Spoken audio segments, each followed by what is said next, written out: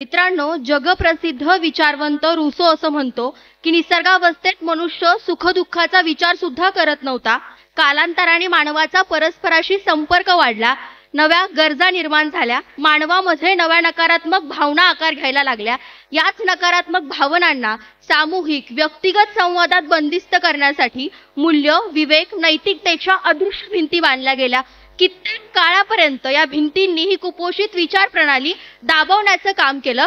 पण या भिंतींनाच नाहीसं करत इंटरनेटने आपल्या वक्तव्याबद्दल जबाबदारीची भूमिकाच वेगवेगळ्या सोशल मीडिया प्लॅटफॉर्म्सवरती नाहीशी केल्यानंतर कुपोषित विद्रूप टिप्पण्यांच्या परिणामाचे भानच नसलेल्या माणसाला ट्रोलिंग नावाच्या आजाराने ग्रासले गेले.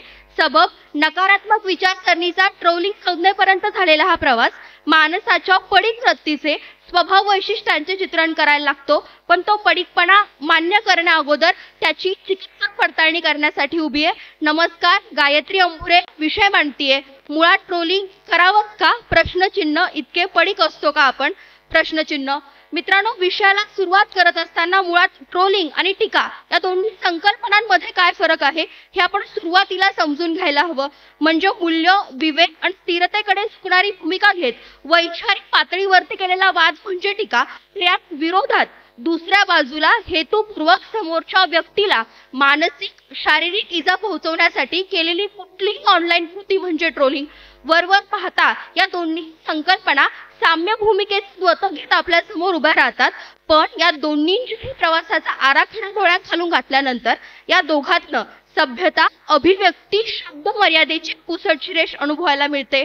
आणि एकदा का या रेषेच्या, मर्यादेच्या भिंतींना पायदळ तुडवत समोरच्याला हातपाय असलेल्या शब्दांनी पाठीखालचे वार केले जातात, तेव्हा टीकेचा ट्रोलिंगकडे आणि टीकाकाराच्या वैचारिक आदर्शाचा ट्रोलर्सच्या पडीक वृत्तीकडे प्रवास सुरू होतो. म्हणजे आता तुम्हीच बघा ना, मेन्स्ट्रोपीडिया कॉमिक या पुस्तकाच्या माध्यमातून भारतभर स्त्रियांना मासिक पाळी या विषयावर जागरूक करून पाहणाऱ्या आदित्य गुप्तांना वेगवेगळ्या सोशल मीडिया प्लॅटफॉर्म्सवरती घाणेरड्या टिप्पण्यांच्या स्वरूपात दिलेला द्वेष असो, व बॉलिवूडचे प्रसिद्ध अभिनेते नसीरुद्दीन शाह यांनी बुलंदशहरच्या घटनेनंतर एका व्यक्तीच्या पेक्षा गौहत्येची किंमत इतकी आहे का, अशा कुठल्याही सर्वसामान्य भारतीयाला पटेल अशा विचारलेल्या प्रश्नांवरती मीम्स, कमेंट्स, हॅशटॅगच्या तळागाळातनं त्यांना देशद्रोहाचे लावलेले ठप्पे असो, व या पुढचेही एक पाऊल टाकत 16 वर्षाच्या प्रियांशू यादवने स्त्री पोशाख व स्त्री मेकअप केलेला व्हिडिओ तुमच्या माझ्याकडे असणाऱ्या इन्स्टावरती पोस्ट केला म्हणून तू तिचे रूप घेऊन तो खराब केले, अशा विचारसरणीच्या जीवांमुळे त्याचे आत्महत्येकडे उचललेले पाऊल असो, या सगळ्या घटनांवरती नजर फिरवली तर ट्रोलिंगच्या पडीकपणामुळे प्रत्येक व्यक्तींची झालेली मानसिक, शारीरिक हानी आणि कित्येकदा या दबावाखाली गमावलेल्या स्वतःच्या अमूल्य प्राणाचे किस्से अचंबित करून टाकतात. आश्चर्याची परिसीमा तर तेव्हा ओलांडते जेव्हा या ट्रोलिंगला धर्म, जात, लिंग यांची जोड देऊन बॉयकॉटचे ट्रेंड, हा हिंदूफोबिक, ही मुस्लिम फोबिक असे निशाणा साधत घातलेले व्यर्थवाद, रोस्टिंग चॅनल्स, दिसऱ्यासारख्या नवीन संस्कृतीचा जन्म, त्यांना प्रतिसाद देणारे लाखो फॉलोअर्स उदयाला येऊ लागतात. राजकीय पक्षांच्या ऑफिशियल चॅनल पासून सोशल अकाउंट्स पर्यंत कित्येक वेगळे विचार, मतप्रणाली आणि घाणेरड्या शब्दांनी हिणवल्या जातात. एखादी पोस्ट, फोटोवरती एखादी विकारी टीका आली की ती बघून दुसऱ्याला छेव येतो, दुसऱ्या तिसऱ्याला येतो, आणि मग या पाळीच्या गुंफ्यांमध्ये आपण इतरांवरती बाणांचा वर्षाव करतोय हे ट्रोलर्सला कळत देखील नाही. आणि मग वास्तव जीवनात जपला जाणारा संवेदनशीलपणा या व्हर्च्युअल आभासी जगात राखला जात नाही. तेव्हा या ट्रोलिंग मध्ये फक्त पडीकच नाही तर खरा मानवतेचा धर्म, परिवर्तनशील विचार आणि ऐच्छिक स्वीकार वृत्तीचा उणेपणाही पाहायला मिळतो. स्त्रियांसंदर्भात ही ट्रोलिंग अतिशय स्वरूपाचे धारण करताना दिसते.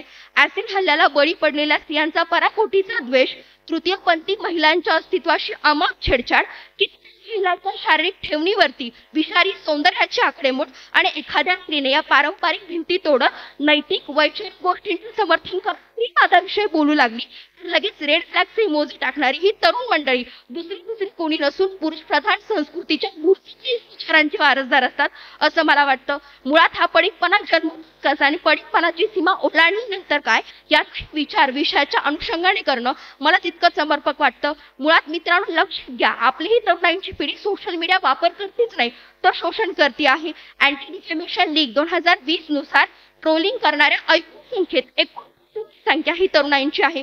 कोणती तरुणाई तर बेरोजगारी, संकुचित वृत्ती, अंगात भिनलेला आळस, कामाच्या दर्जाबाबत असलेली उदासीनता, गुणात्मक विकासापेक्षा संख्यात्मक दिखाऊ विकासाकडे दिलेले ध्यान, अशी तरुणाई ट्रोलिंगच्या जाळ्यात अडकताना दिसून येते. मला वाटतं या तरुणाईने जबाबदारीची भूमिका बाळगली तर ट्रोलिंग नक्कीच नाकारता येईल. एवढं बोलते इथेच थांबते. मनपूर्वक आभार.